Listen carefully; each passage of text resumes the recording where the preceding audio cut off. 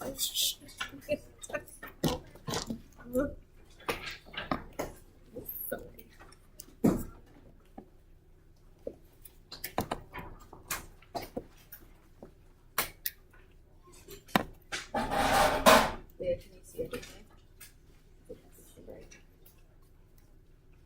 to focus on the Okay, so I want to go through our homework. We have a lot to do in lab today, so I want to make sure that we get everything done. So I think these pages should be straightforward. 185 to 187, that's on enzymes. We have a pre-lab. We're doing electrophoresis on Wednesday. Okay, so the pre-lab is for that. I'm going to collect your amino acid lab. So I haven't sprayed your paper chromatography yet, but I'll spray it while you are in the lab, and then you just need to make sure you pick it up before you leave. Okay, that's really important. You printed out the blood buffer quiz over the weekend, and so now I want you to do the blood buffer quiz. Okay, it's not a real quiz, but you definitely need to make sure that you do it. And then page 209 to 211, actually let me write this down. This is from the lab, and this is graded, so don't treat this like homework. It is graded, and so you want to make sure that you do a good job on it. Does that make sense? So I am going to grade that. And then for your summary, I want you to be following the directions that are on page 4. So if you could look at page 4 of your research project. So task 6, these are what I'm looking for, and we've already talked about this, so this shouldn't be new, but it should have a title page, 4-page summary, introduction, thorough explanation including chemistry, in-text citations at least 6, a conclusion, and a references page. Make sure that the references page lists all sources alphabetically with the hanging indent. And then so you can read through the directions, but I especially want you to look at the top of page 5. So do you see where it says, when turning in your final summary, please include the following. Does everyone see this? So you're going to turn in the final summary. You're going to turn in the copy of the summary that the Writing Center wrote on. So they'll write on that front page. That way I know if you went to the Writing Center. Each person's original annotated bibliography, the one that I graded, including the score sheet. So basically what I handed back to you last Monday, I want that. Does that make sense? So I don't want you to make any corrections. I just want all the parts where I wrote notes.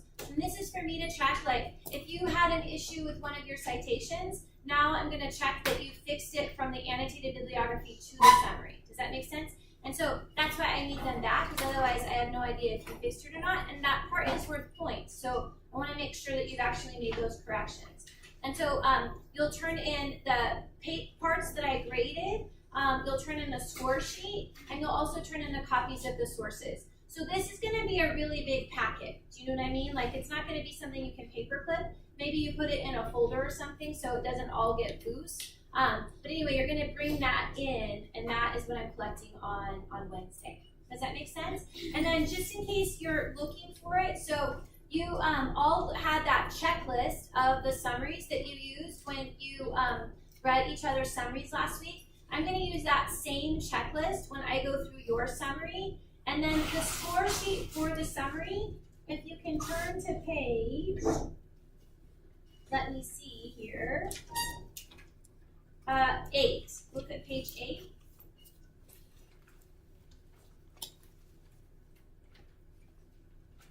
So this is the score sheet for the summary, and this is what I'm going to use to score your summary. So it's 26 points.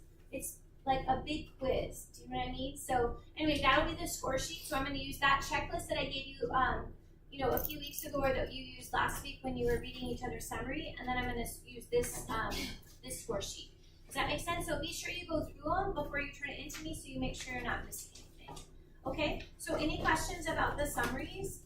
And that also brings up the point that the oral presentations are in a week and a half. So not Wednesday, but the following Wednesday. So a week and a half, and that means you'll be bringing in your PowerPoint and your poster. And so if you're looking for the directions for that, the directions for the oral presentation are on page 5.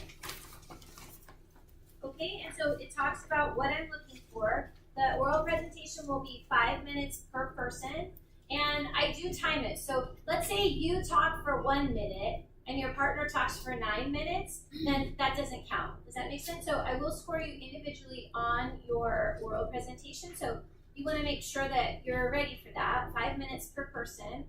If you're in a group of 1, and then that's only 5 minutes. If you're in a group of 3, then it's 15 minutes. And you'll also bring your PowerPoint and your poster at that time. So the directions for the poster are on page 5, and the directions for the PowerPoint are on page 6. Okay, and there's a practice PowerPoint on Canvas, so you can see what one might look like.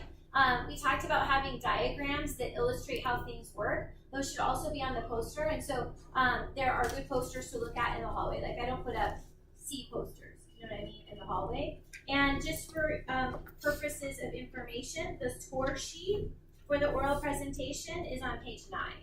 Okay, and so you can follow that so you can see how many points. And that actually is kind of a lot, 42 points for the oral presentation. So that includes your presentation, your poster, and your PowerPoint.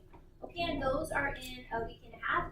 And I have the schedule. I'll pull the schedule out so you can kind of see when you're going to be going. Okay, does that make sense? Any questions on that? Yeah, Hannah. We're going to get everyone's done in the same day, yes. It'll take a couple hours at least, and then with breaks, it'll basically take the whole lab time. Okay, but we'll do it all in here at the very, very beginning. And that also means, actually, if I can have you, one last thing. I'm glad you asked that question, Hannah. Look on page 9. So this is the score sheet for the oral presentation. And at the very top, it says, PowerPoint was emailed in advance or brought on a flash drive in correct format, meaning a PDF or a PowerPoint. So what this means is there is no time for you to download your PowerPoint and log in on Google Drive. You know what I mean? If all of you have to do that, that adds an extra 5 minutes to the presentations, and I don't have time for that. So I need you to either email them to me in the right format, or that doesn't mean you send me your Google PowerPoints, because I can't get into those, right? It means you need to save them as a PowerPoint or save them as a PDF, bring them on a flash drive, or email to them to me so that I can have them on my flash drive. Okay, and that's actually worth points, 2 points, because if you come in unprepared, we're going to have a hard time getting through everyone. Do you know what I mean? And it's not fair to someone at the very end that we didn't get to their presentation because some of you came in unprepared. Do you know what I mean? I want you to come in ready to go. All right, so that's something to kind of be thinking about too. Okay, good. So anything else to ask about? Yeah, Anastasia. Well, like not at 2 in the morning the night before because I won't get it. Okay. You know what I mean? So like by say 10 the night before, and then I'll get that. Okay. All right. Anything else? Okay, good. So we're moving towards finishing up your project. So that'll be next. One less thing for you have to be thinking about. All right. All right. So we have a couple things to do before we do our experiment. One is we're going to talk about blood buffers today. But also, I want to give you back your homework and go through that really quick because there are some really good test questions in the homework this time. I mean, not that they weren't on the last time. So I'm gonna hand those back to you. I'm just gonna call your name and then you guys come and grab it. So Alyssa, Mia, Larissa, Gabby, Jackie, Courtney, Kat, Stephanie, Anastasia, Cheyenne, Amy with a P, Sarah, Chris, Amy with an F, Dylan, Patria, Jack, Hannah, you can leave it open, Jay, Rosie,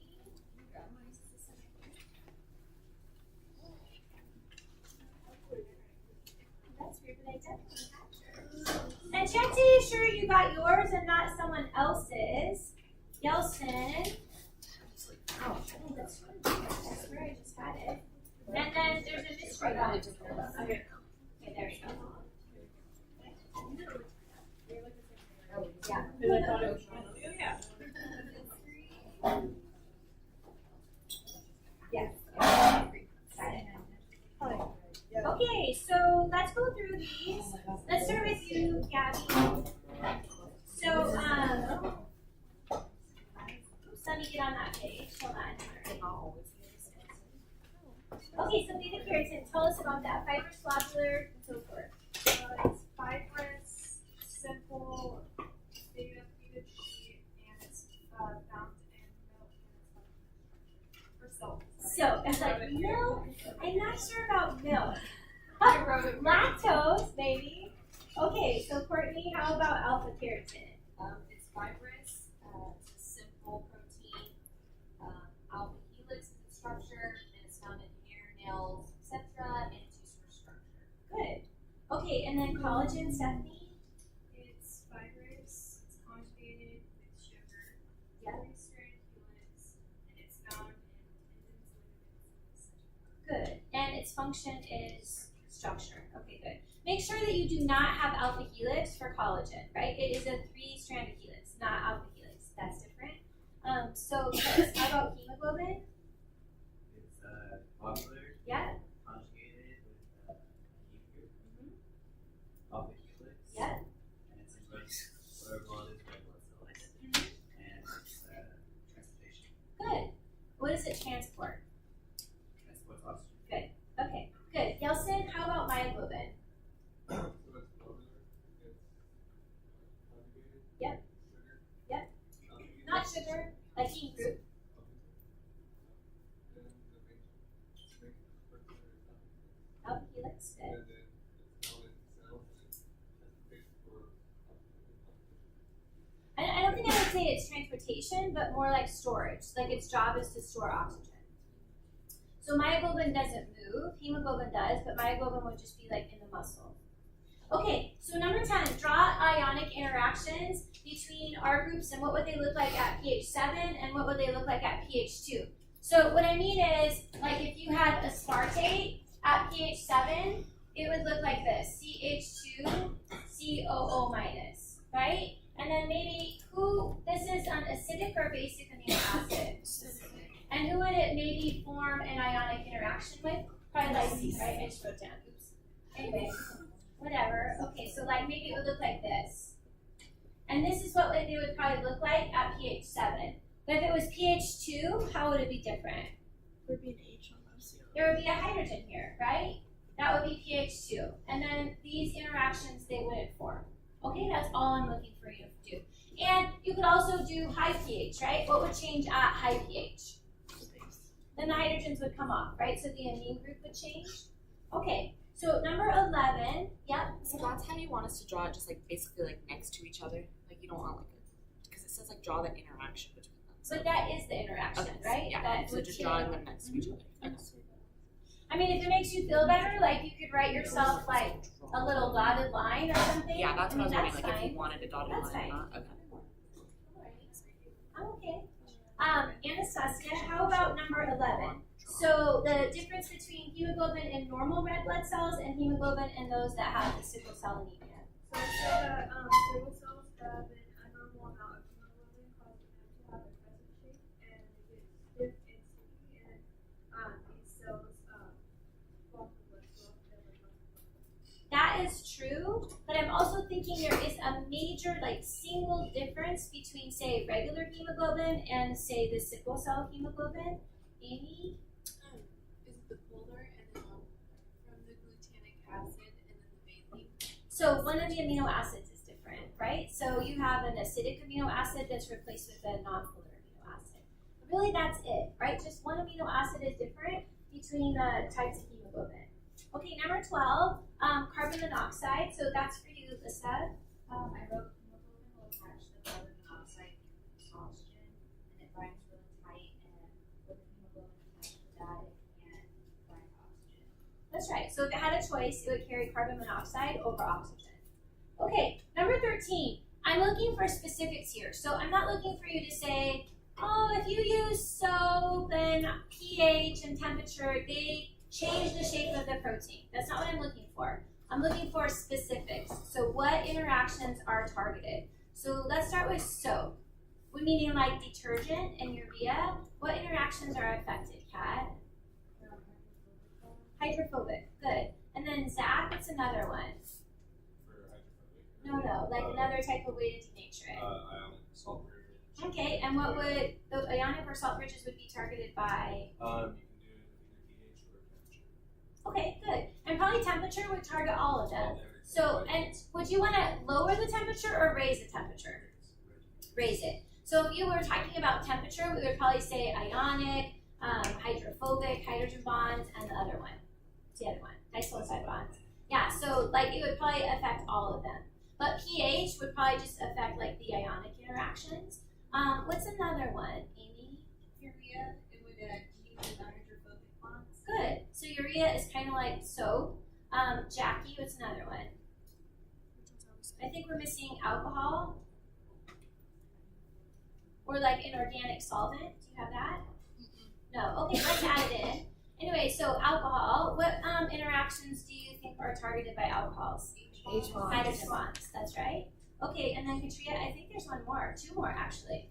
Heavy metals. Yep. Bridges and disulfide bonds. Good. And then Cheyenne, Violet. violent whipping and shaking. I love that. And all interactions. Totally. Okay, good. All right, and then this brings us to number 14. How is parallel beta gluted sheet different from anti-parallel? So Hannah. I put if the difference is like the pattern in which the protein strands are either lined up or down.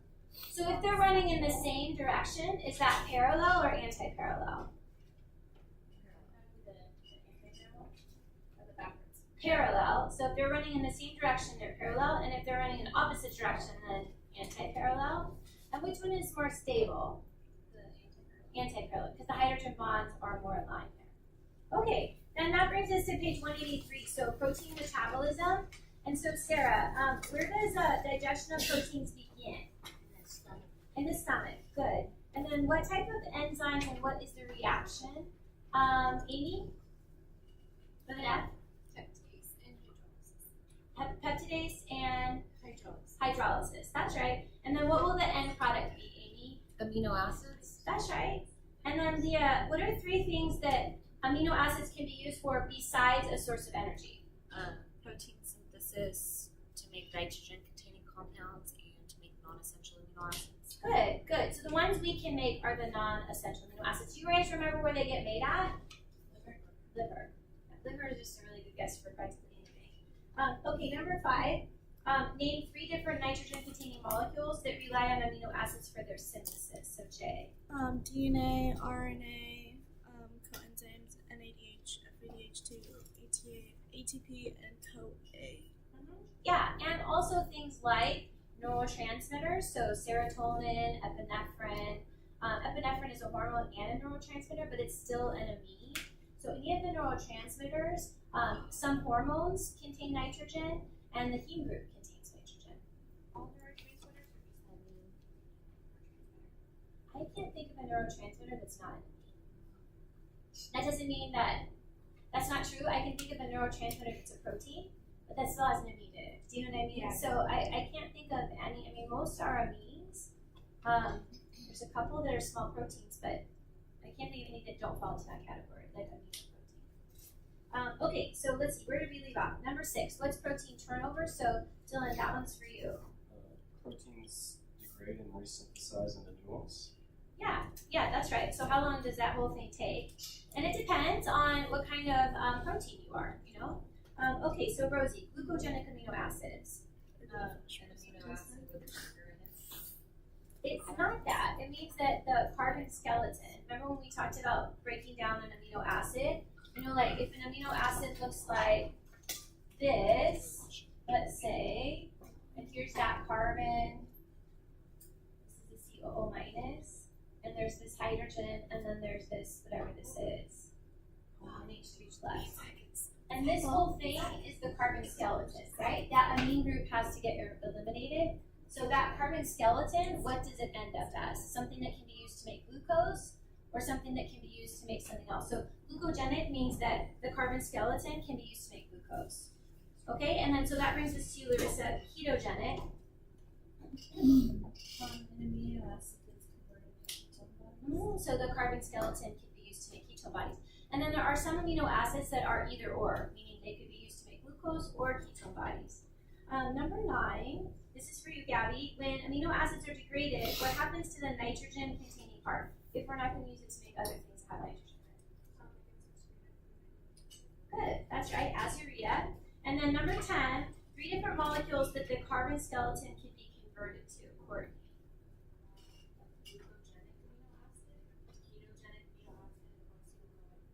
Okay, so what you mean is the carbon skeleton could end up as glucose, the carbon skeleton could end up as ketone bodies, the carbon skeleton could end up as acetyl-CoA, then maybe go into be used to make ATP.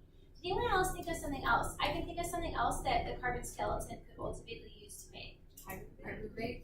Okay, yeah, but pyruvate is sort of an in-between, but fatty acids, that's right. So you could use the carbon skeleton to make fatty acids as part of lipogenesis. What is the CAC intermediate? That means Krebs cycle. So some molecule in the citric acid cycle. Okay, number 11. Why is it important for the body to have a constant supply of glucose? That's for you, Stephanie. I put to all you need to eat, and glucose is used needed to be way Okay, so does anyone have a thought on that? Like, there are other things that you can use for a source of energy, but you do have to have glucose. So, Chris. The brain needs glucose. Well, your brain does, but it can use other things too. But your red blood cells only use glucose. They can't use fats, they can't use anything else. And you have to keep those red blood cells active because they're the ones that carry the oxygen to the rest of your body. Okay, number 12. So this one's for you again, Chris. In the case of starvation, when the body's supply of carbohydrates and glycogen is depleted, what are we going to use to make glucose? Proteins.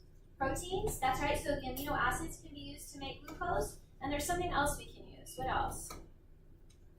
This is kind of like gluconeogenesis, right? Making glucose from other things. And so you can use it from amino acids can be used to make glucose. What else do we have stored that we can use to make glucose? Glycogen. So not glycogen because it's starvation. protein. We've already used up our glycogen. Muscle proteins. So protein would be amino acids, but lipids. And what part of a lipid? So it's triglycerides, but you don't use the whole thing. What part of the triglyceride do you use to make glucose? Glycerol. That's right. That's right. So the glycerol from lipids. Okay. And then number 13. If an amino acid is converted to pyruvate, this is for you, Yelson. What are 2 things that might happen next?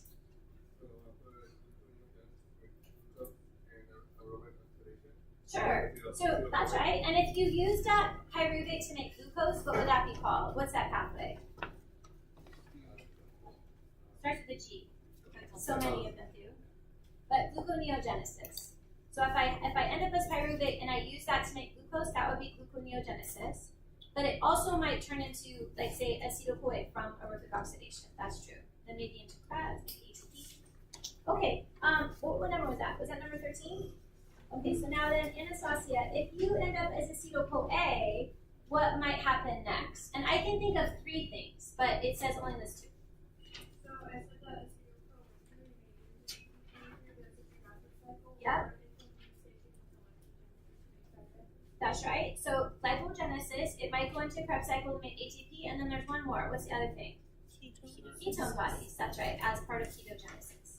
Okay, good. Those are really good questions. Yep. I thought it said something about the acetyl-CoA from this can be used in the Krebs cycle because it doesn't hold the whatever part of the oxalate to initiate the Krebs cycle, so the acetyl-CoA can only be used for 2 things. I'll have to look at that. I don't know. I'll check. That was something. It was just weird. Yeah, I'll check on that. Okay, so then pull out, you should have out that little practice sheet on blood buffers. I think that's the 191. And then also you should have your PowerPoints out for the blood buffers. And then let's go through those. So this blood buffer, you hopefully, well, 2 things. Hopefully, A, you read the pages in the lab manual, and then B, you watch the videos, okay?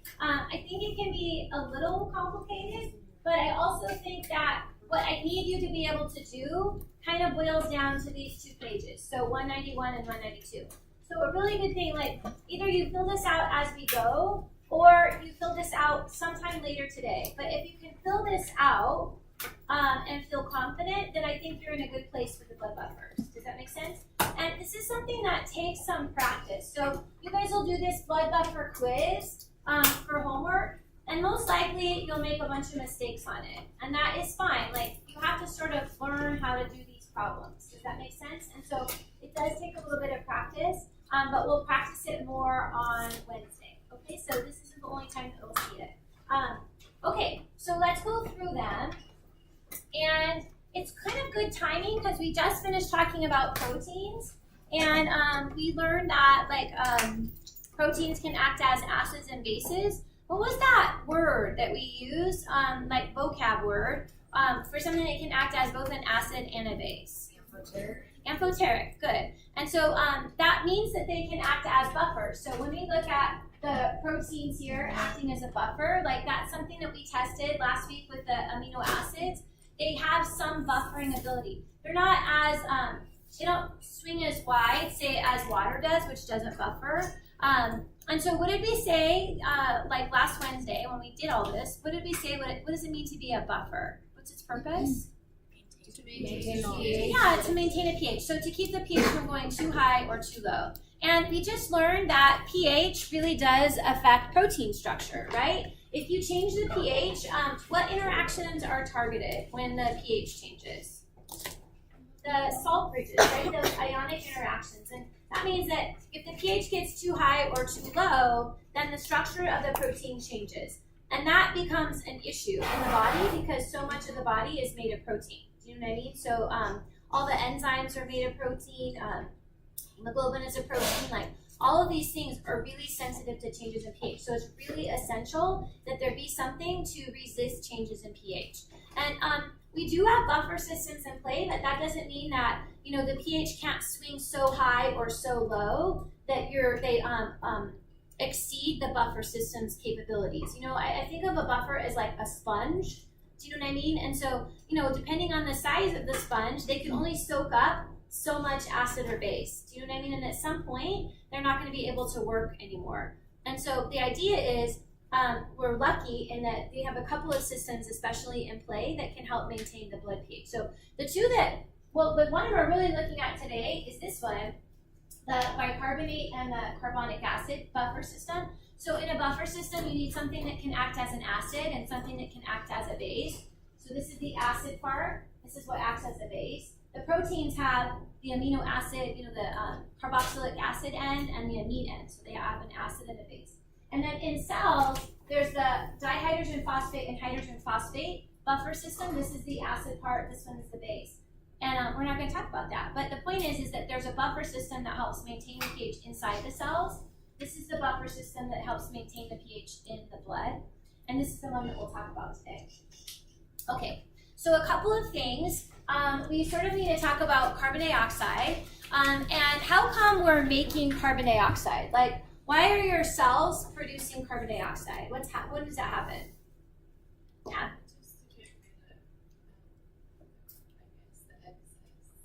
Well, we do have to get rid of it, but why does it even get made? Yeah, so as part of producing ATP, right? In Krebs cycle, aerobic oxidation, you make tons of carbon dioxide, and then it has to go somewhere. And you all know, like, you exhale it, but how does it get from the cells, say down in your toes, do you know what I mean, all the way up to your lungs?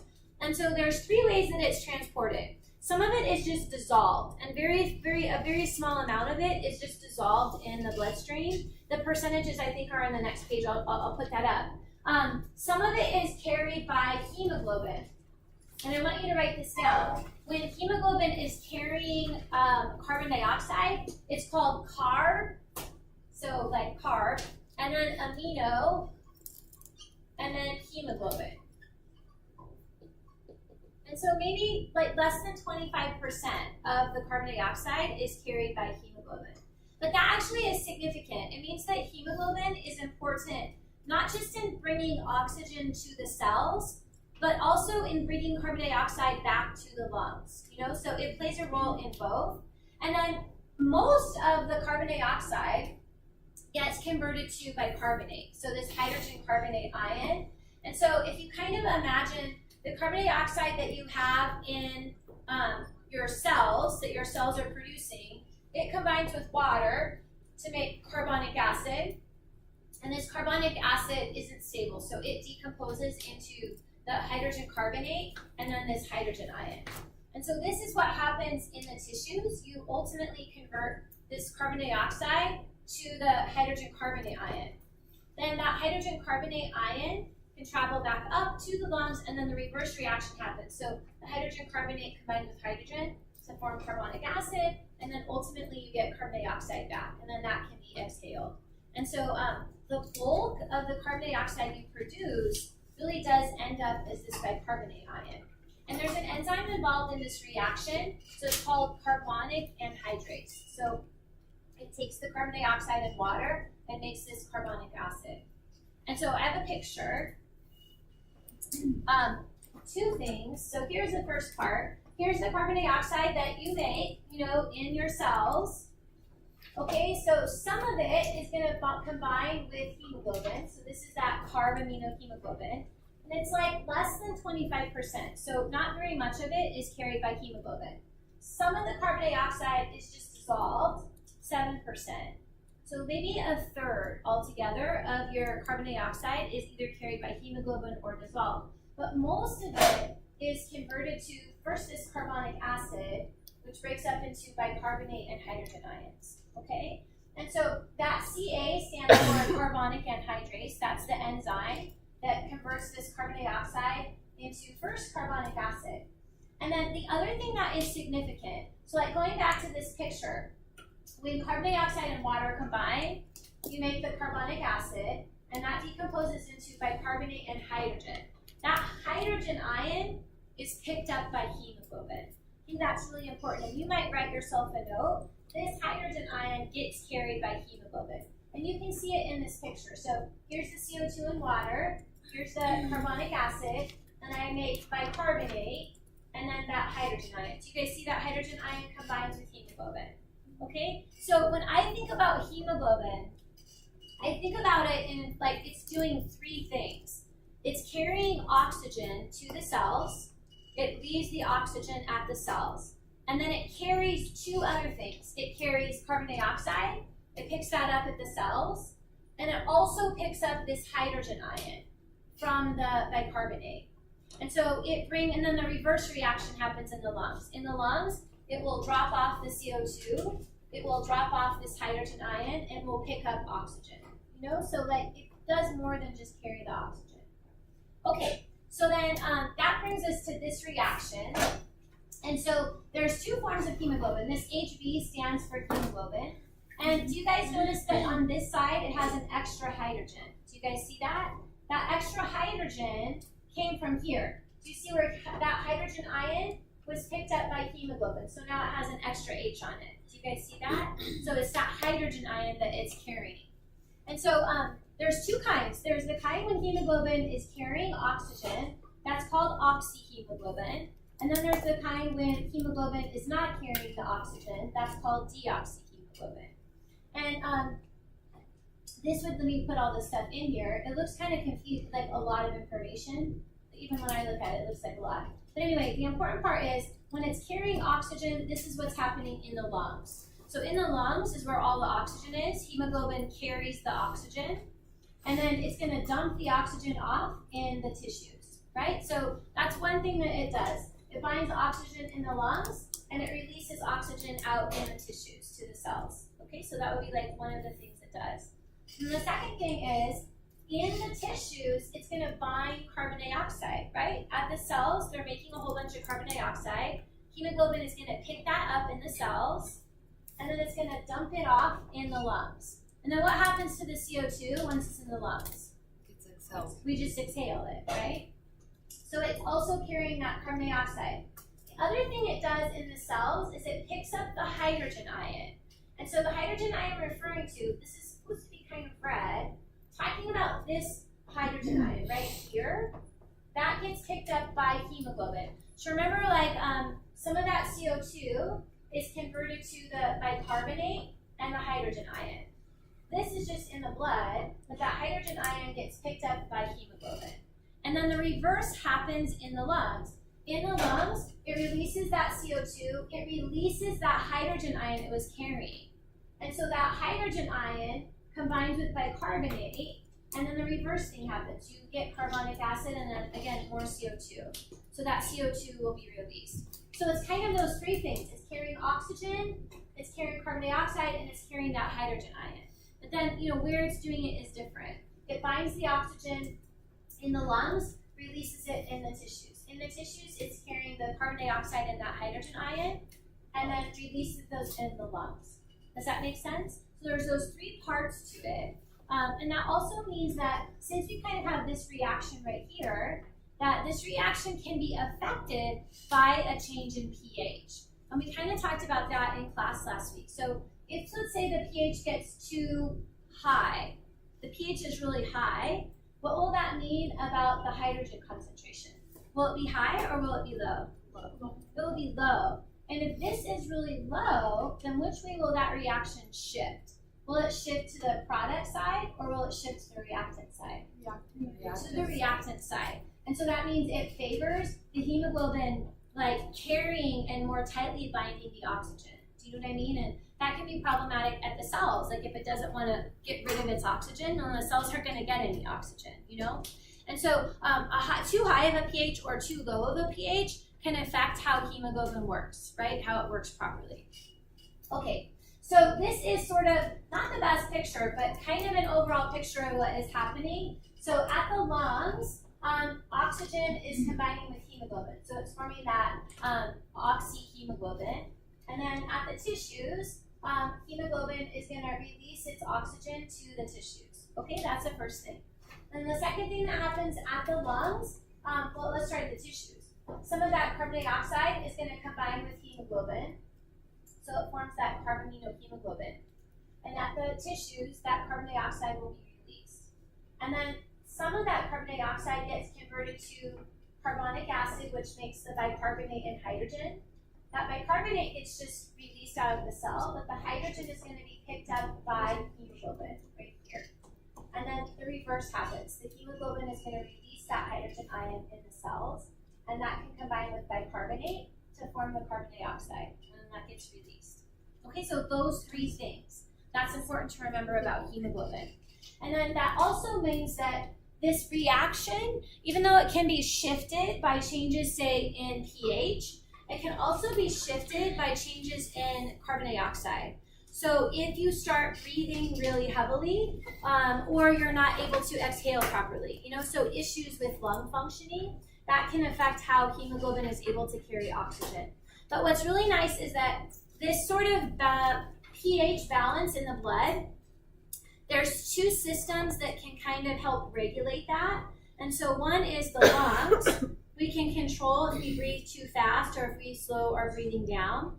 And then also the kidneys. Okay, so those two together are going to help regulate this. So the lungs are going to control carbon dioxide. So either we start breathing faster and eliminate more carbon dioxide, or we start breathing slower and our carbon dioxides build up. That's called hyperventilating or hypoventilating. We'll talk about that in a second. And then the kidneys are involved in regulating the hydrogen concentration, so they can eliminate more of those hydrogen ions. And the hydrogen ions ultimately kind of get soaked up.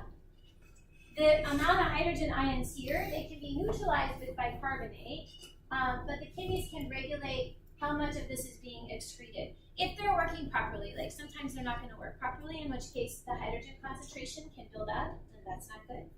So we'll talk about that too.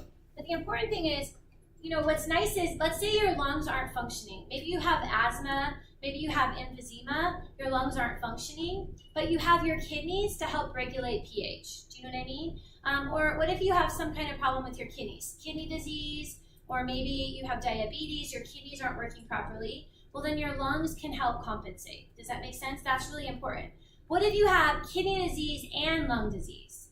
That's not good. Do you know what I mean? Then that's really hard to help manage like pH, you know? So we're lucky in that there's two systems then that can help regulate the pH.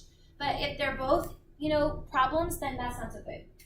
Okay, so these are the two things I want you to remember. The pH is related, the pH of the blood is related to the concentration of bicarbonate. That's what those brackets mean. And then carbon dioxide. And there's a little p because what's the state of carbon dioxide? Carbon dioxide, what does it state? Solid, liquid, gas. And we measure the concentration of a gas with, what do you think P stands for? Pressure. Pressure. So when you look at like units for carbon dioxide amounts, it's in like millimeters of mercury. You know, it's just, its units are pressure.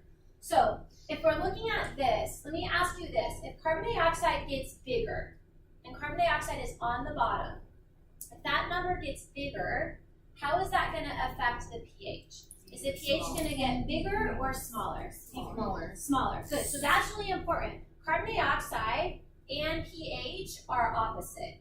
Okay, that's really important to remember. Okay, they are opposite. And then the second thing is, what about bicarbonate? Bicarbonate is on top. So if bicarbonate gets bigger, then what will that mean about pH? It also gets bigger. Okay, so that's important. pH and bicarbonate are the same, and the pH and carbon dioxide are opposite. Okay, and then the other thing that I want to talk about before we go further is, let me move this for a second. If we say acidosis, then do you think that means that the pH is too high or too low? Low. Too low, good. That means the pH is too low. And that means my hydrogen concentrations, are they going to be too high or too low? Too high. So that's something else to kind of keep in mind. pH and hydrogen concentration are opposite. So maybe I'll also put that over here. Hydrogen goes up and pH goes down. Okay, these relationships, these three, you know, you kind of want to remember. And you also want to remember, if it's acidosis, my pH is too low. Do you know what I mean? That's important. And then if it's alkalosis, then that means your pH is what? Too high. And if my pH is high, my hydrogen concentration would be low. Good. Okay, good. So that's kind of important. So these are like basics, you know, just so I remember what acidosis means, alkalosis means, and then these relationships, okay, opposites. Okay, the other thing is, we'll talk about respiratory acidosis or alkalosis, and then we're going to talk about metabolic. So if I say respiratory, I want you to be thinking, well, if you had to guess, do you think you should be thinking about carbon dioxide or bicarbonate? Carbon dioxide. Yeah, that's right. Okay, respiratory, I can spell today. Anyway, be thinking about carbon dioxide. That means there's something wrong with the carbon dioxide levels. If it's metabolic, well, I just want you to think it's not carbon dioxide, so we'll think bicarbonate. Okay, something is an issue there. And it may not just be bicarbonate, it could be like the hydrogen concentration. There's a problem with that, okay? But the important thing is not carbon dioxide. Okay, not carbon dioxide. Okay, all right, so I think that's the basic thing. Now let's look at a couple others. So, if we're talking about kidneys, the kidneys, I think we've already said this, they regulate the hydrogen concentration. So, that's something maybe to write yourself a note though. If your kidneys aren't working properly, then that means that the hydrogen concentration is probably too high. They're not excreting it properly, and so that is building up. That's something to sort of keep in mind. I think that's enough. And then the carbon dioxide levels, we said, are regulated by the lungs. Let's maybe write another word. You can put this in on this slide too. So if we say this word hypoventilate, or hypoventilating, but when you hear the word hypo, then it means that your breathing is really slow. You're not breathing properly, and so your carbon dioxide levels, any guesses, are they going to be too high or too low? They're too high. They're too high. Good. That's really important. So hypoventilating means your carbon dioxide levels are high. Hypoventilating is usually something like the lungs aren't functioning properly. maybe you have like emphysema or COPD. What's that stand for? Chronic obstructive pulmonary disease. Anyway, whatever it is, asthma, like they're just not functioning like they should. Then hyperventilating would be the opposite. And when do you hyperventilate? When you're scared.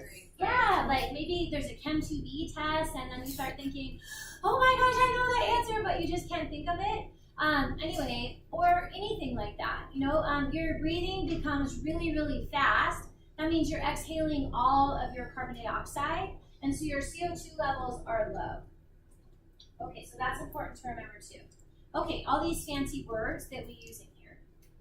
Okay, good. All right, so then that brings us to compensating. So if there is an issue, let's say with my lungs, then I can compensate with the kidneys, or vice versa. If there's an issue with the kidneys, then the lungs will compensate.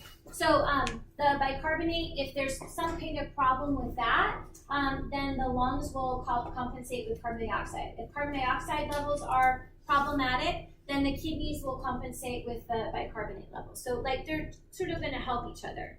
If there's problems with both, then that's a big problem. Do you know what I mean?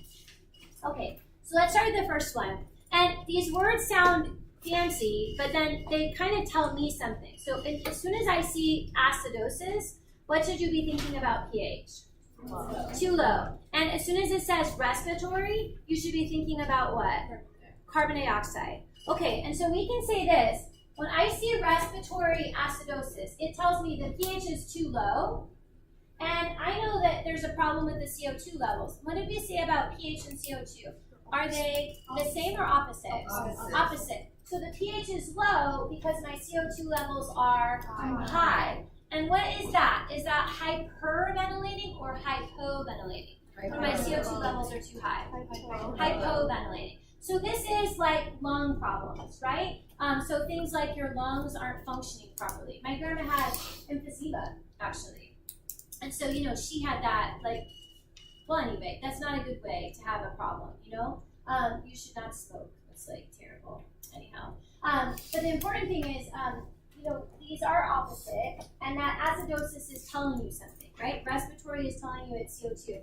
Now, let's talk about the compensation. So that means that I can't compensate with my lungs because my lungs are sick. Do you know what I mean? They can't compensate. But who will compensate? The kidneys are going to compensate with bicarbonate. So let's just say this. So we just said the pH is too low because the CO2 levels are too high, right? That's what we have. So the compensation should be with the kidneys. And what do I want to do with my pH? Do I want to get it lower or make it go back up high? I want to bring it back up, and I'm going to do that with bicarbonate. So how are pH and bicarbonate related? Are they the same or opposite? Same. So I'm going to bring the pH back up by doing what with bicarbonate? Bringing it back up. That's right. So return the bicarbonate back into the blood. Okay, so that's kind of how you think about these. Does that make sense? So now let's do the next one. The next one is respiratory alkalosis. And so that is hyperventilating. That means my pH is going to be what if it's alkalosis? It's too high. My pH is too high, and so my CO2 levels are too low. Good. Okay, so this would be, what do they ask you to do when you're hyperventilating? So your CO2 levels are really low, you're breathing really, really fast. What do they tell someone to do that's hyperventilating? And what are you breathing in? Carbon dioxide, which brings your CO2 levels back up. Or they tell you to stick your head between your legs. Do you know what I mean? If you could do that. But the point is that if your head is between your legs, you're going to have a hard time breathing really fast. Do you know what I mean? So it helps to slow your breathing. What do you think would happen if you didn't do any of those things? So let's say you're hyperventilating, you're just have all this anxiety, and there's no one there to say, hey, Carrie, breathe into a bag or stick your head between your legs. What will happen eventually if nothing, if you don't do anything? You'll pass out, which is really your body's way to fix it. Because what are you going to do once you pass out?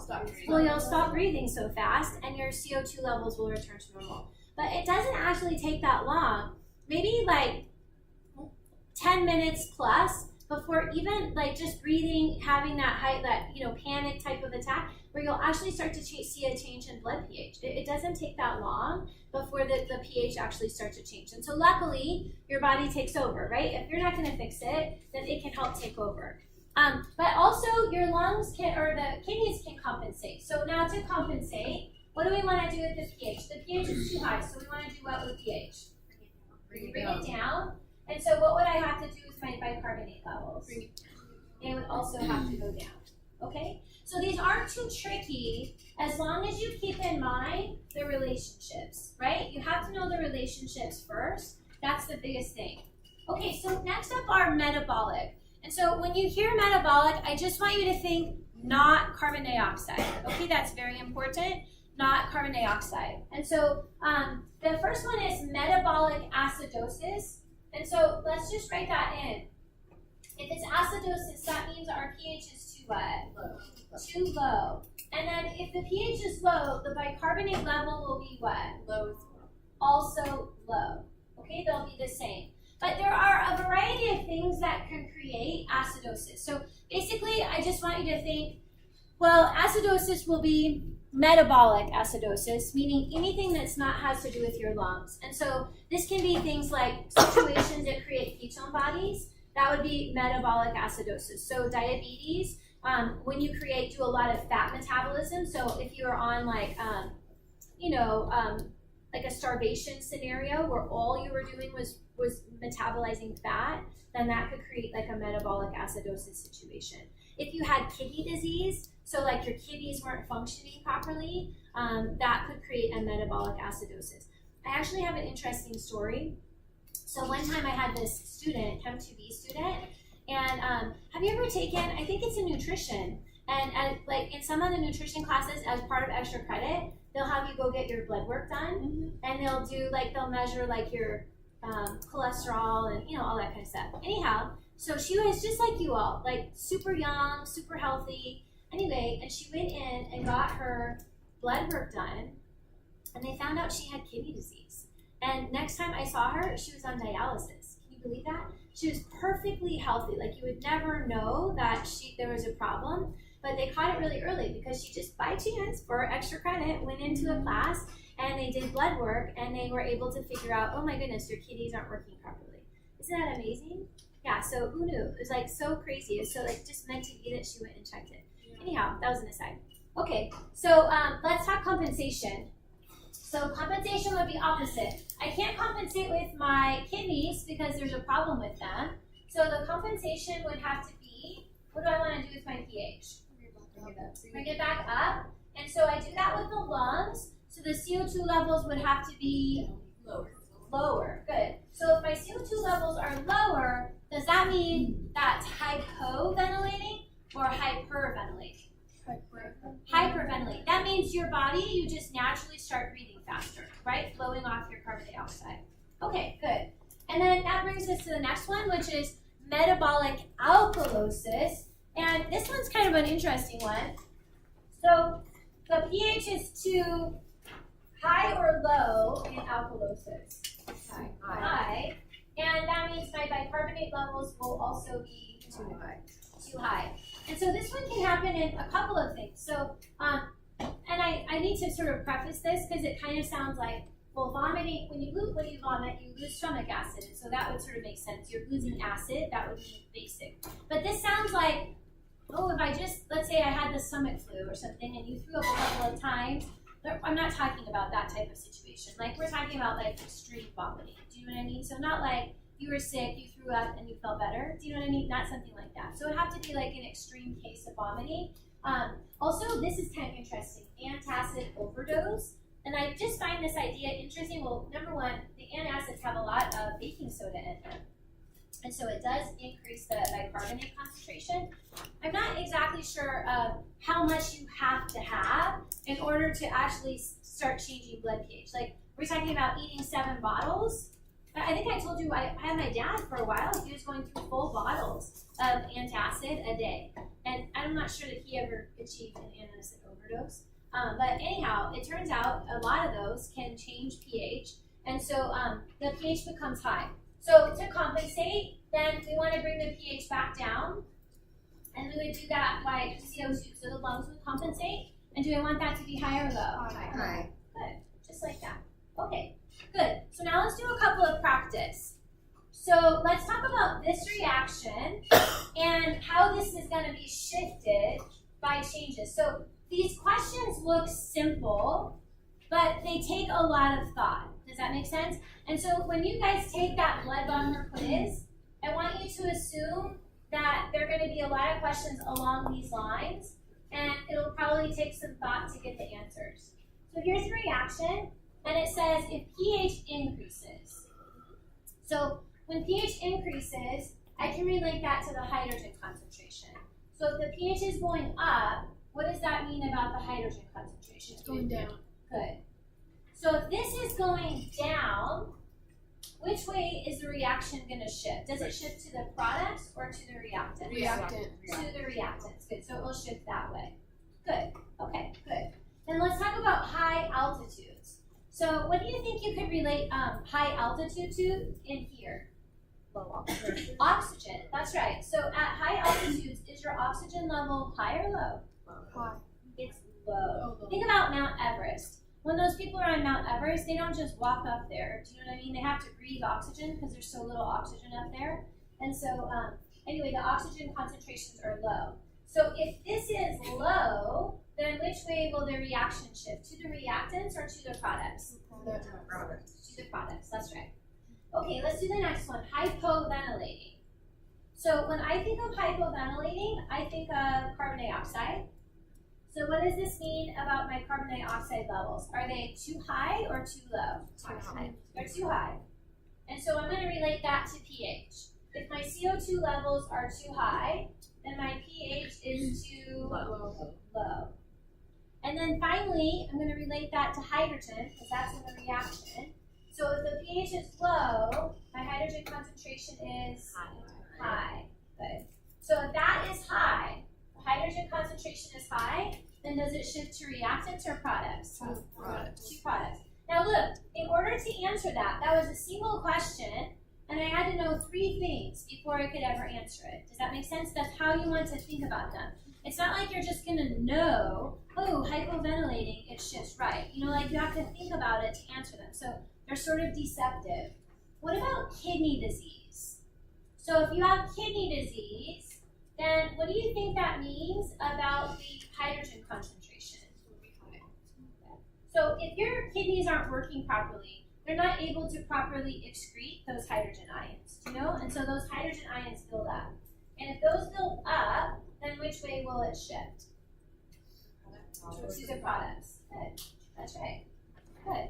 Now, what if you had the opposite? What if you had increased excretion of hydrogen ions? What do you think that would do to the hydrogen concentration if you're excreting more of them? That would lower it, in which case then it would shift in this direction. Okay, good job. All right, that's excellent. Okay, so then one more piece of this, and we can talk about the last little bit. So pull your lab out, not the enzyme lab, but let me have you turn to a page. I will turn there too, as soon as I find it. Okay, hold on. It's those pages you read, but it's part of your homework, so it's like, here it is. 209. Well, let's see here. Page 208. Be on page 208, but have 209 in front of you.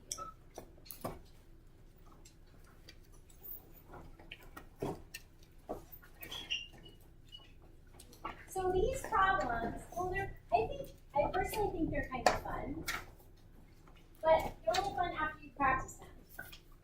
So a couple of things.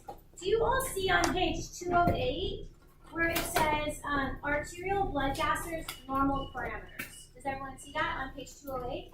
And it gives you the pH, the carbon dioxide, the bicarbonate. Does everyone see that? So the normal pH is between 7.35 and 7.45. Does everyone see that? And the carbon dioxide should be between 35 and 45. And the bicarbonate should be between 24 and 28. So listen, you do not need to memorize the normal values. Okay, that's not something important. But I will give you the normal values, you just need to be able to figure them out, interpret them. So the idea is, let's say you come, like my student, who had no symptoms of kidney disease whatsoever. How are they able to tell, just from her blood work, that there were problems with her kidneys? Well, they were measuring and looking at her blood pH, her carbon dioxide, and her bicarbonate levels. And they're able to diagnose issues like that. Do you know what I'm saying? And so they're called blood gases. And the idea is you're going to be looking for, is it acidosis, is it alkalosis, is it respiratory, is it metabolic? And there's sort of a cheater sort of help guide here on part B. I'm not sure that that's necessarily like the best way to go about it. Do you know what I mean? So when I look at them, I just look at the normal parameters. That's all I look at. And then we try to sort of figure it out from here. So you have on page 209, there's 7 to sort of look through. And your job is just to decide acidosis or alkalosis, respiratory or metabolic, and then is there any compensation happening? Okay, and I want to just practice this with normal is an option. Okay, normal is an option, and cross off number 6. Because there's an issue with number 6. Okay. Cool, then let's practice, let's just do maybe one together so you can sort of think about it. And there's all kinds of videos on blood gases, like, and interpreting them online. There's like tic-tac-toe, all kinds of stuff. Maybe, it's not, you don't necessarily have to waste your time on that, but let's just go through them. So let me write this up. So the pH is 7.54. The carbon dioxide is 32, and the bicarbonate is 20. Okay, and so what I like to think about is just from the information that they're giving you, like how is that relative to the normal parameters? So the pH is 7.54. Is that too high or too low? Look at the normal parameters. It's too high. And if it's too high, then does that mean this is acidic or basic? Basic. So I'm going to write a little B, okay, to kind of remind myself, like, oh, this is basic. And by the way, since it's too high, does that mean that this is acidosis or alkalosis? Alkalosis. Good. So I've already decided it's alkalosis. And really, all I have to decide next is it respiratory or metabolic? And that just is by looking at these next 2 levels. So look at the carbon dioxide, it's 32. Is that too high or too low? Too low. Too low. And if the CO2 is too low, that would mean the pH is too high. And is that acidic or basic? The pH is too high. Basic. Okay. Do you see that these 2 are matching? Does everyone see that? Then that tells me that, oh, this is respiratory alkalosis. Now, what if this wasn't matching? Let's say this was B, basic, and this was A, acidic. Well, then they don't match, and that's not the issue. Does that make sense? So 2 of these will match, okay? And that will tell you the answer. Now let's look at the next one. Bicarbonate, that is 20. Is that too high or too low? But when you look at the little chart there, Too low. it's too low. And if that is too low, what does that mean about pH? It's too low. It is too low. And that means what? Acidic. Okay, so that tells me that the pH, the reason my pH is too high is not at all because of the bicarbonate, right? Because you see that those don't match? Does everyone see that? So the reason my pH is too high is because my CO2 levels are too low. That tells me that this is respiratory alkalosis. But is there compensation happening? If my CO2 levels are not working properly, right, there's something happening with the lungs, my pH is too high. What would the compensation have to be if your pH is too high? I would want to lower it. And what would I lower it with? Not carbon dioxide, but bicarbonate. And the bicarbonate levels would have to do what? Go down. And is that what happened? Do I have low bicarbonate levels? So do you see this A is telling you that compensation is happening, okay? And so I would say this is respiratory alkalosis with compensation. Would you have to say with metabolic?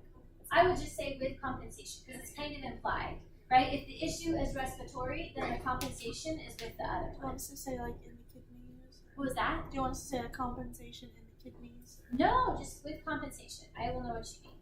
Does that make sense? Okay, that's really all we're looking at. Do you feel confident or do you want to do one more? One more. Okay, let's do one more. So which one do you want to do? Let's not do number 2. Let's pick a different one. 4. Okay. Let me get that one. So number 4, the pH is 7.56. The carbon dioxide is 50, and the bicarbonate is 36. Okay, so let's look at that one. And so what are your thoughts on the pH? Is the pH too high or too low? Too high. Too high. So does that mean, is this acidosis or alkalosis? And I'm going to put a little A or B next to this since it's too high. A B. B for basic. Okay, so I know for sure my problem is alkalosis. Now let's just decide what's happening with the CO2 levels. So our CO2 levels, are they too high or too low? Too high. Too high. If my CO2 is too high, what does that mean about my pH? It's too low. It's too low. And then if it's too low, does that mean acidic or basic? Acidic. Acidic. Oh, do these match? No. No, then that probably means that's not my problem. Do you know what I'm saying? Let's look at the next one, bicarbonate levels. So are my bicarbonate levels too high or too low? Too high. Too high. So that means my pH is too high. Good, and if the pH is too high, then that is basic. So which one is going to be my issue then? It's alkalosis. We decided that from the pH. Is it respiratory or is it metabolic? Metabolic. Metabolic, because these two match, right? These two match, and so that tells me it's metabolic. Okay, so metabolic alkalosis. Is there compensation happening? Yes. Yeah. So the issue is my bicarbonate levels are too high. That's making my pH too high. So I can't compensate with bicarbonate, but my CO2 levels are going higher. That drops the pH down, right? So then there is compensation happening. Is it possible to have no compensation? Yes. Definitely. That just means maybe it's early on in the scenario and like your body hasn't kicked in yet to start compensating. Okay, but for this one, you would just say metabolic alkalosis with compensation. Does that make sense? Okay. All right, you don't have to write me a book on it. Do you know what I'm saying? All I really want is, is it acidosis or alkalosis? Is it respiratory or metabolic? And then is there compensation? Does that make sense? Okay, so we're cool. So let's talk about the lab then. I think we've done everything we're supposed to do so far. We did that. Yep, let's talk about the lab. So go back to your lab, which is on page 160 something.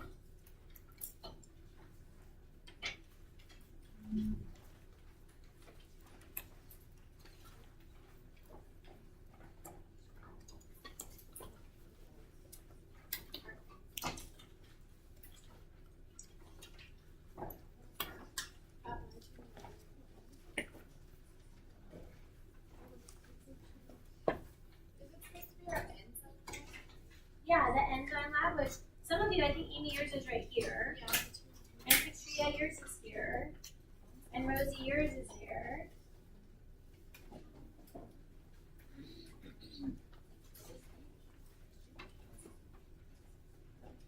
And then Jack.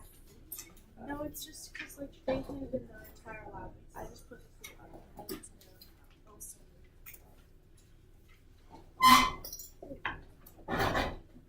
Okay. All right, and the rest of you, I'll give it back to you in a few minutes. So, we're gonna do this lab in groups, large groups. So groups of 4.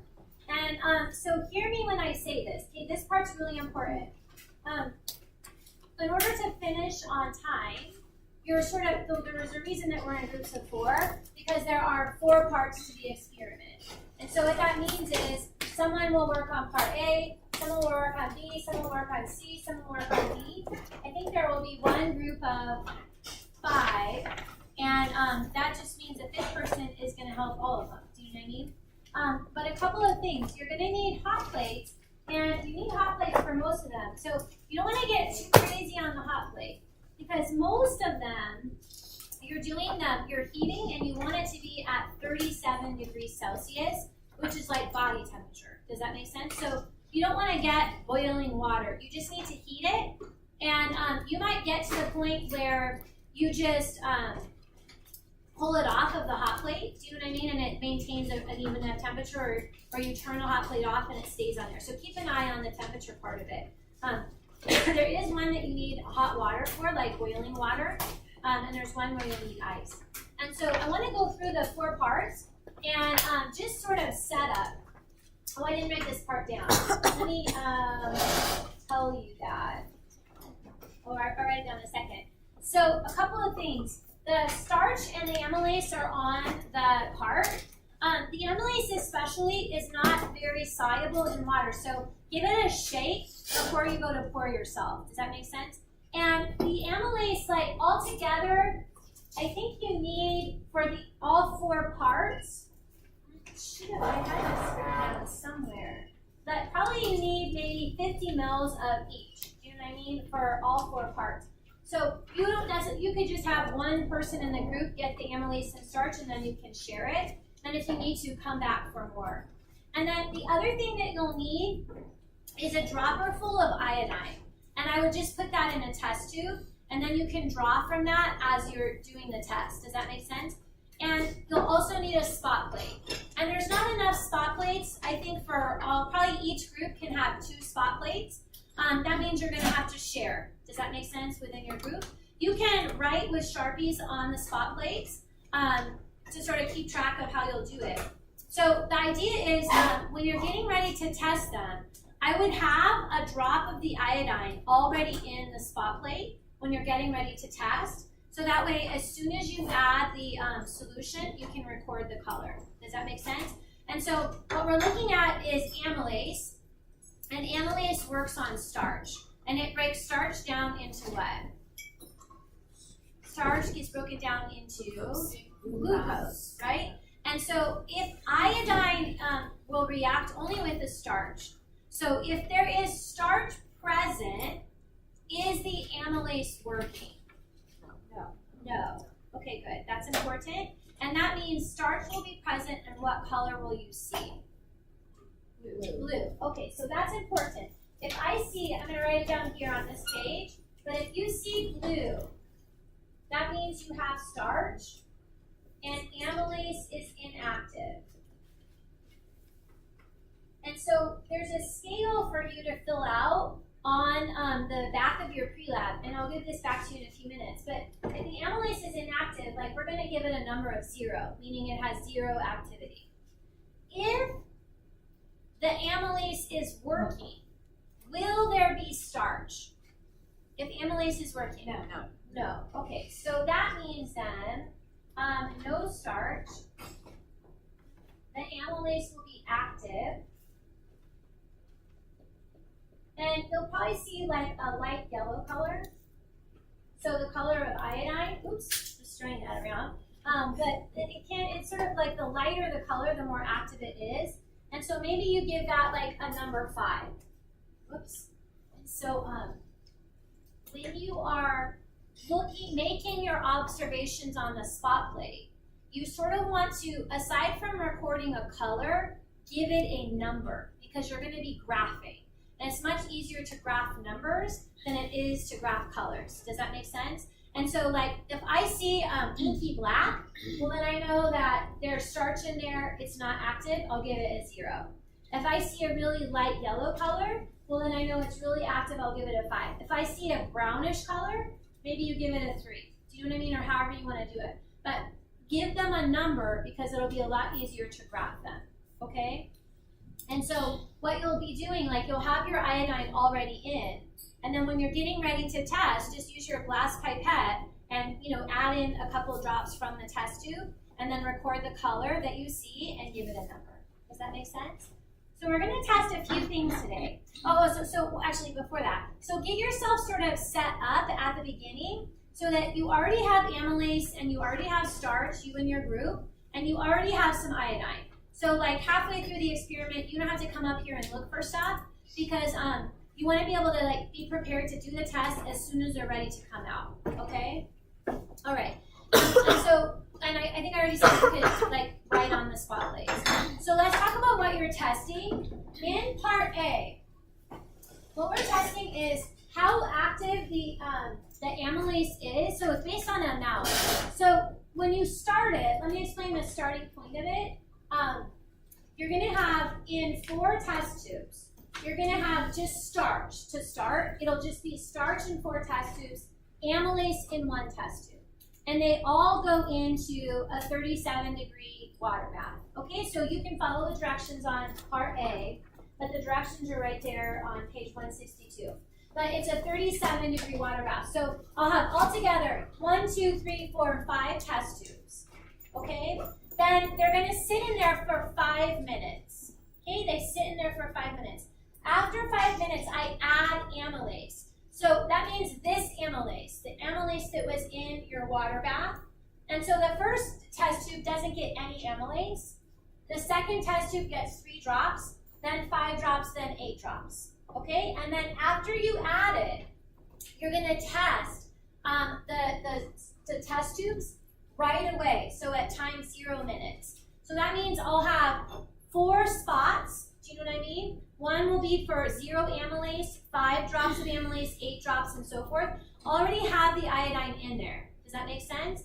And so as soon as you add the amylase to these test tubes, then immediately suck a little bit of out. Now this one that doesn't have amylase in it, do you think it's going to be very active? No, the only thing that's in there is starch, so that should be blue-black, right? What about these that have more amylase? The one that has more amylase, let's say 3 drops, 5 drops, 8 drops, which do you think is going to be the most active? The one that has the most amylase or the least amylase? The most. But if I just added it, do you think it's going to be very active? It hasn't had hardly any time to start digesting. So at time 0 minutes, these are probably all going to be black. Does that make sense? Even though these have amylase in them, they haven't had a chance to actually start digesting amylase. Does that make sense? So then you test them at 0 minutes, put the tubes back in to the water bath, test them again in 5 minutes. Now after 5 minutes, do you think they will have had a chance to start digesting? Yes. Which should be most active? 0 drops or 8 drops? 8 drops. 8 drops. And so hopefully you kind of see a trend that they get lighter. Does that make sense? And then after even another 5 minutes, then you test it again. Does that make sense? And so after a total of 10 minutes, you should really start to see a trend there. Does that make sense? So this one takes a little bit of coordination. Do you know what I mean? So in terms of like setup. And then, so someone should be working on the part A. And then part B is acting temperature. So you'll have 3 water baths. You're gonna have an ice bath. So the ice I'll pull out on the counter. Make it slushy in there, so ice with water, nice and slushy. You'll have a 37-degree water bath, and you'll have a boiling water bath. Does that make sense? So what you'll do is each water bath will have a tube of starch and a tube of amylase. And I think, they're asking you to have about 2 mils in the test tubes. So my advice is you don't have to be perfect at this. So it doesn't have to be exactly 2 mils. Maybe you measure it out in 1 test tube, what does 2 mils look like, and then eyeball the rest of them. Does that make sense? It doesn't have to be perfectly measured out. We're just trying to see a trend here. So don't waste your time being like super precise. Does that make sense? So measure it for 1 and then eyeball the rest. So in the ice bath, I'll have a tube of starch and amylase. In the 37, a tube of starch and amylase. In the hot water, a tube of starch and amylase. They all sit for 10 minutes in their water bath. You combine the tubes. So the starch and the amylase, I just literally combine them into 1 test tube. They sit again for 10 minutes in their baths, and then you test them. Does that make sense? And so after that final 10 minutes, then I'll have my, drops of iodine already in my spot plate, and then I'll just add the drops from the test tube and see what happens. Where do you think the amylase will be most active? At low temperature, 37 degrees Celsius or the boiling?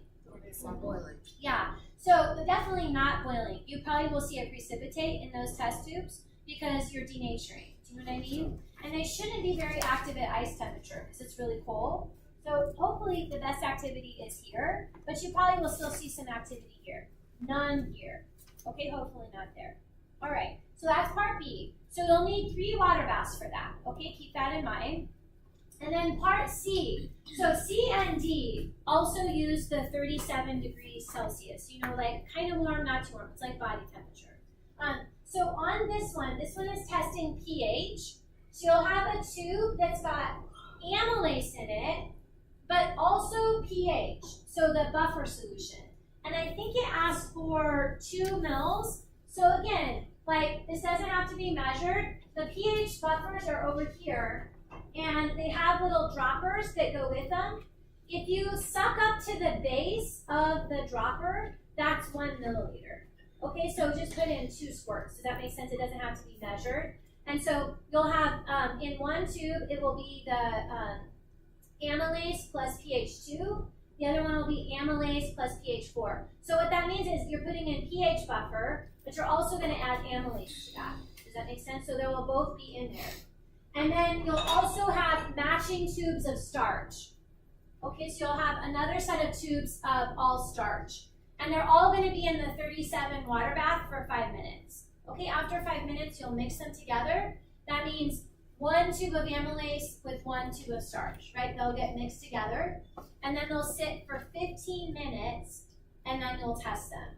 What pH do you think the amylase will be most active at? Do you think it'll be at low pH, high pH, or in the middle? In the middle. Definitely in the middle, and that hopefully is what you see. Okay, so you should come into this having an expectation. If it doesn't turn out, then it probably means something didn't go right, and I might ask you to retest it. Does that make sense?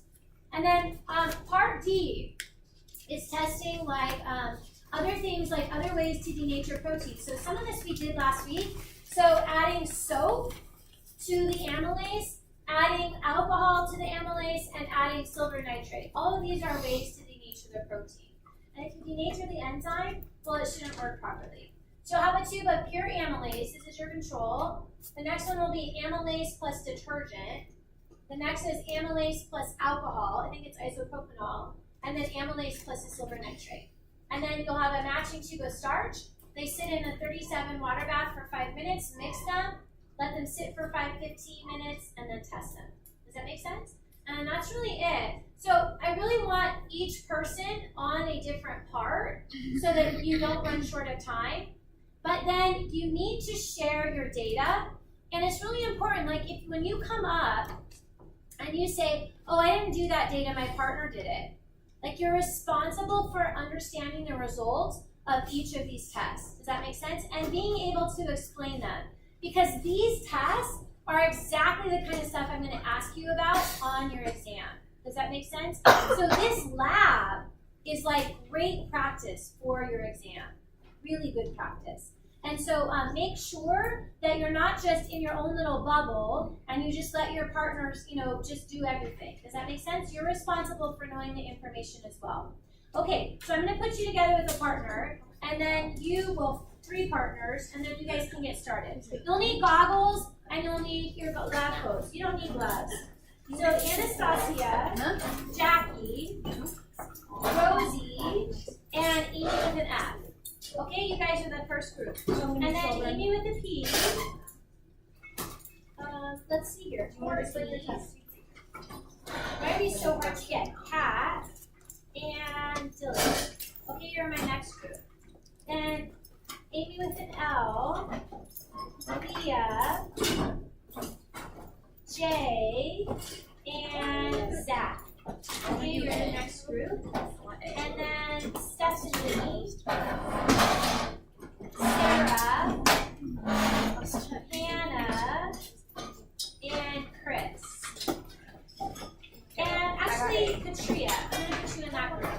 Okay? And then Larissa, Yelson, Gabby, Cheyenne, and Alyssa. All right. I'll do it and I'll help you. No, Alyssa McKay. first. I don't care. I didn't know anything.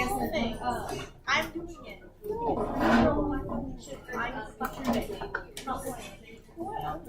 Go up. Okay. Aha! There it is. I'm doing that. That's a song. And I'll give you back your relapse in just a few minutes, okay?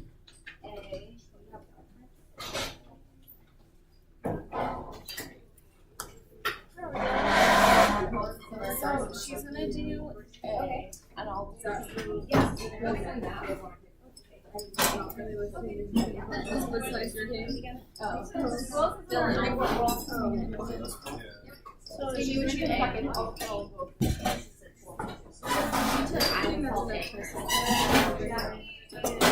Well, I called A. We only need I called A. five. So it's supposed to be No, Alright, you want to see 11. Oh, and then let me have you look up here one last time. I forgot to mention this.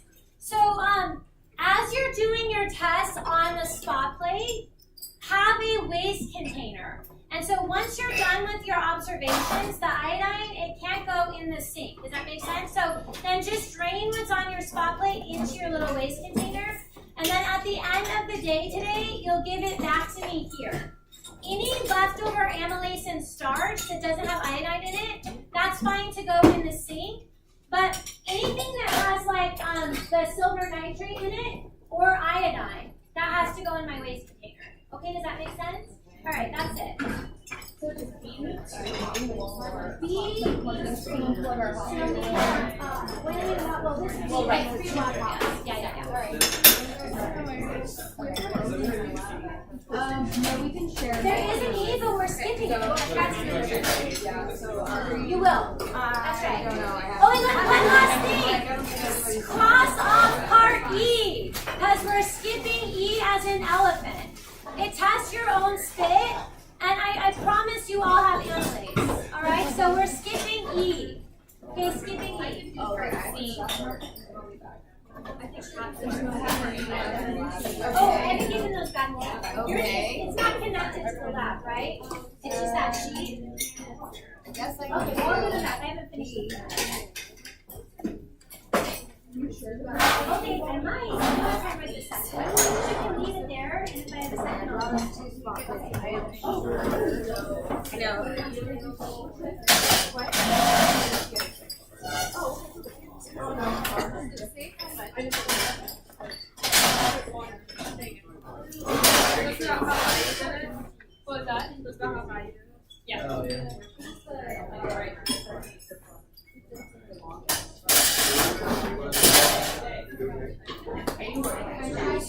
Oh, yeah.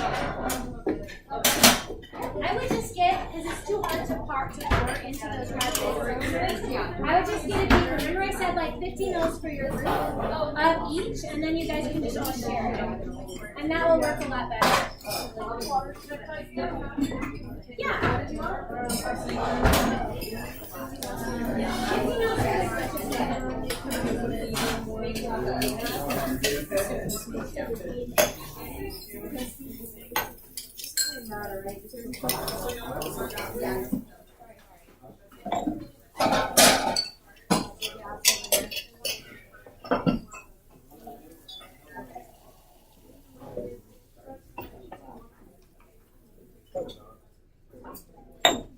Yeah, so 50 mils of amylase and 50 mils of starch for your group.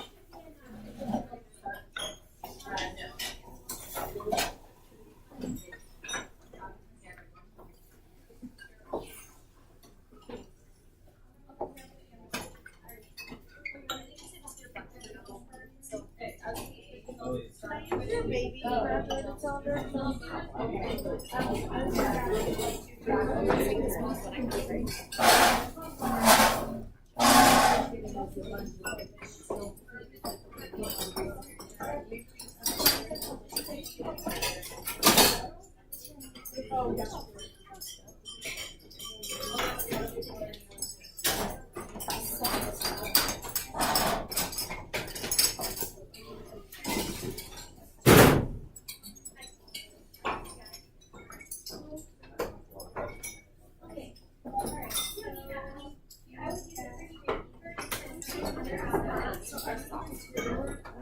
I'm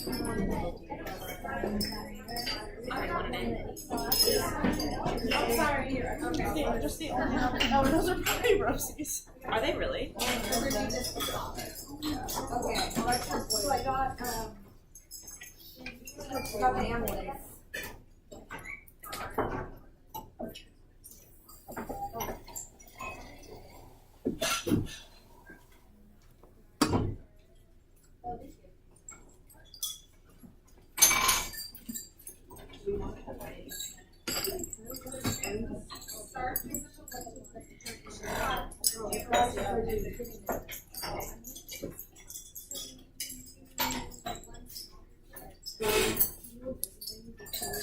Did you measure out to those?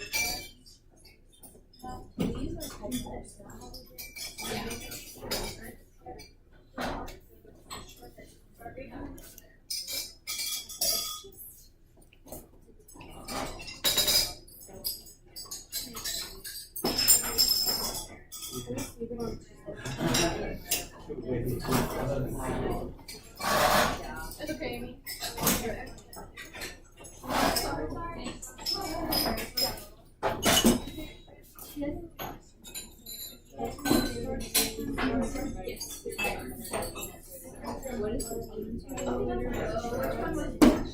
You just want to analyze the area.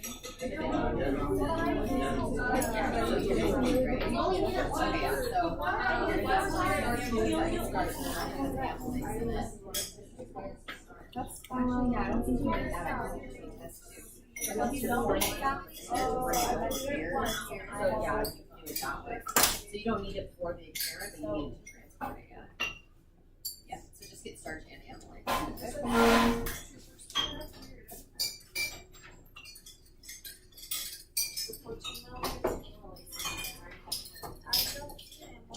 Start. That's why I was thinking. Oh, wait. You need a thermometer, so.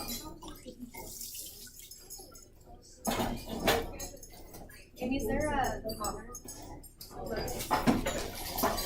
We'll do that for our 37 over here, the same one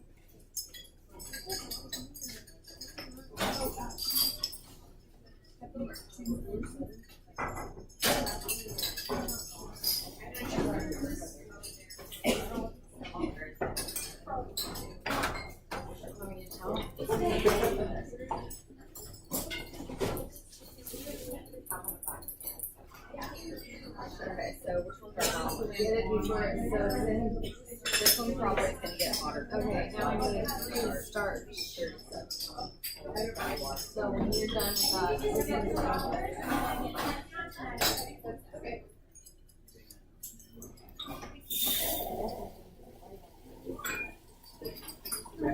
Oh, so we're 2 milliliters of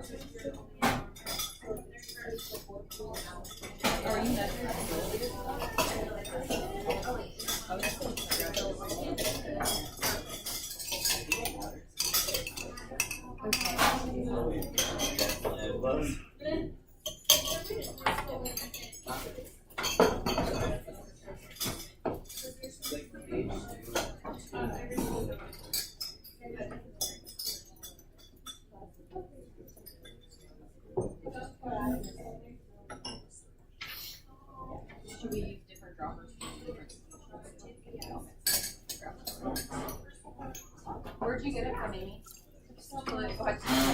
Oh, so sorry. Right here, boiling.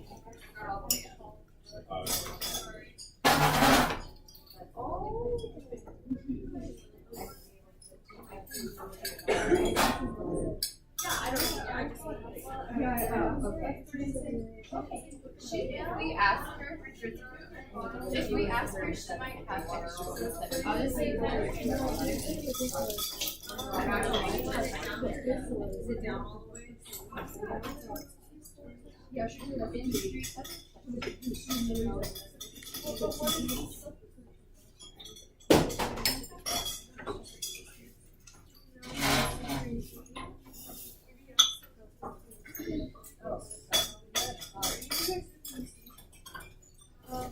I am.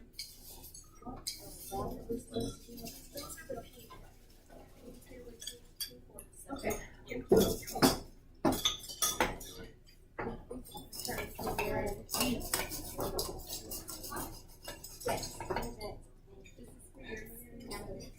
Yeah.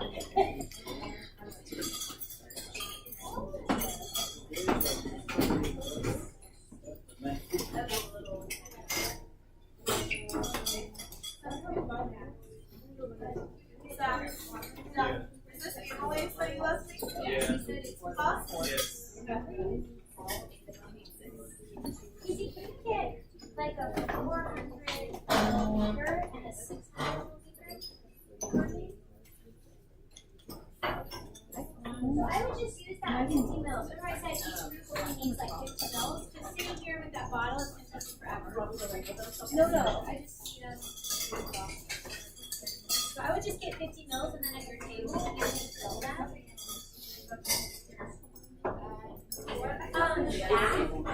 Zach, what is that you're using right there? I don't like, I don't want you to have your glass pipette in there because that contaminates everything. Do you know what I mean? Just who knows if you're just, yeah. So I'd rather that you pour from the bottle into a beaker. Remember I said each group only needs like 50 mils of amylase, 50 mils of starch. Then from that beaker, use it to fill your tubes. That way if you contaminate something, it's just yours, not the whole classes. You know what I mean? Yeah, so you should be using that 50 mils of starch for each of your groups. Don't be using my bottles. Okay, use your own beakers. Pour yourself 50 mils of starch and 50 mils of amylase for your group, and then use that to fill your tubes with amylase or starch. Okay? And then you can stick whatever you want in your own box. Like, that's fine.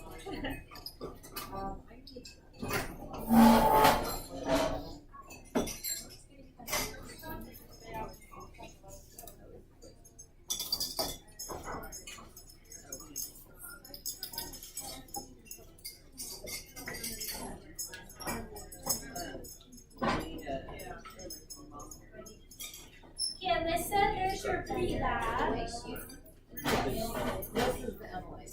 That's like our whole. Yep.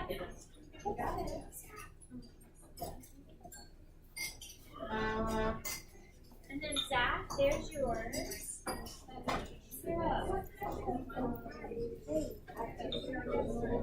So remember that you're going to be using your pre-lab, and hopefully you have, in your pre-lab, you have this filled out, right? Don't we talked about this color?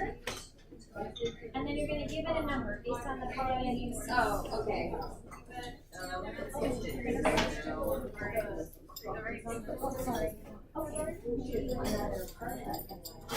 Anna, your pre-lab's ready. Check out your this. Did you do this?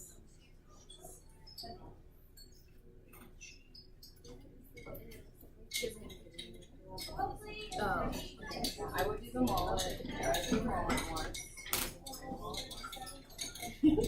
Yeah.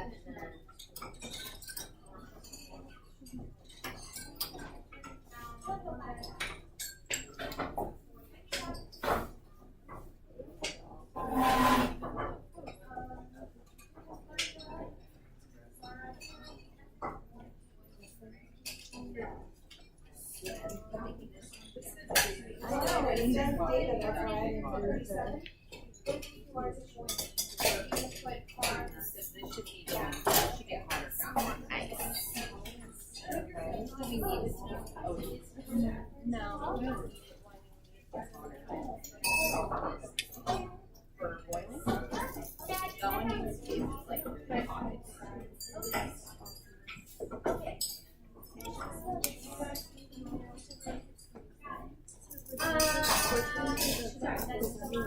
They're like, and then, yes. Yeah. And my 37 got up to 45. You can add some ice to cool it down. Yeah, okay. I mean, don't keep it down. Yeah, yeah.